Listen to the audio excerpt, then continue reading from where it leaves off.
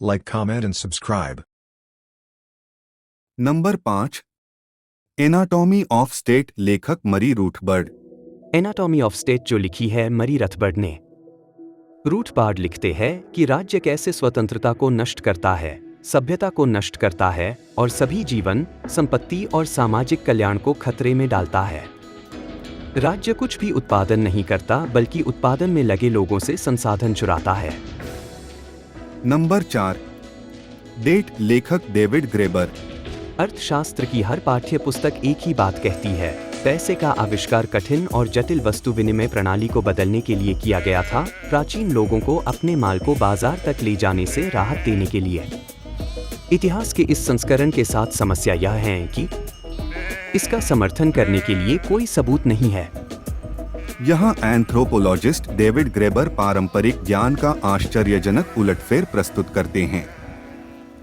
वह दर्शाता है कि 5000 से अधिक वर्षों से पहले कृषि साम्राज्य की शुरुआत के बाद से मनुष्यों ने सामान खरीदने और बेचने के लिए विस्तृत ऋण प्रणालियों का उपयोग किया है, यानी सिक्कों या नकदी के आविष्कार से बहुत पहले। ग्रेबर का तर्क है कि इसी युग में हम कैसे सामाजिक लेन देन से जीवन यापन करते थे। नंबर 3 गन, जर्म और स्टील लेखक जेरड डायमंड।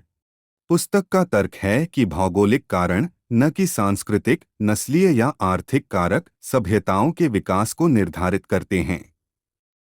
मानव जीव विज्ञान से नहीं बल्कि महाद्वीपीय वातावरण में अंतर के कारण विभिन्न महाद्वीपों पर समाज अलग अलग तरह से विकसित हुए।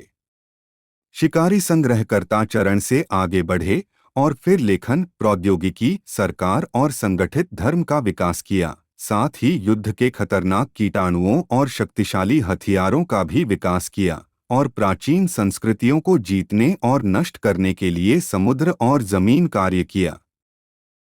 Number 2 civilized to death Christopher Ryan. लेखक की व्याख्या यह है कि मनुष्य मूल रूप से अपने जीवन से खुश और संतुष्ट थे। जब से वो सभ्य हो गया, उसने प्रगति की ओर कदम बढ़ा। ये प्रगति की अवधारणा ने दुख को जन्म दिया। रेयान दर्शाता है कि सभ्यता के विकास के साथ स्वास्थ्य, लंबी आयु, सुरक्षा और अवकाश के उपायों में गिरावट आई है। रेयान का मानना है कि सभ्यता ने लगातार बढ़ते वाणिज्य पर आधारित होड़ और प्रतिस्पर्धी संस्थानों को जन्म दिया है, जिससे अर्थ और खुशी की भावना दूर हो गई है, जिसे मनुष्यों ने इस ग्रह पर अपने अस्तित्व के 99% के दौरान अनुभव किया था। नंबर 1 डॉन ऑफ एवरीथिंग, एक नया मानव इतिहास लेखक डेविड ग्रेबर। जो मानव इतिहास के पारंपरिक लेखन को चुनौती देती है। वे इतिहास की पारंपरिक एक दिशा में होने वाली प्रगति से दूर चले जाते हैं और दुनिया भर में उभरी संस्कृतियों के विविध, जटिल जाल में घुस जाते हैं।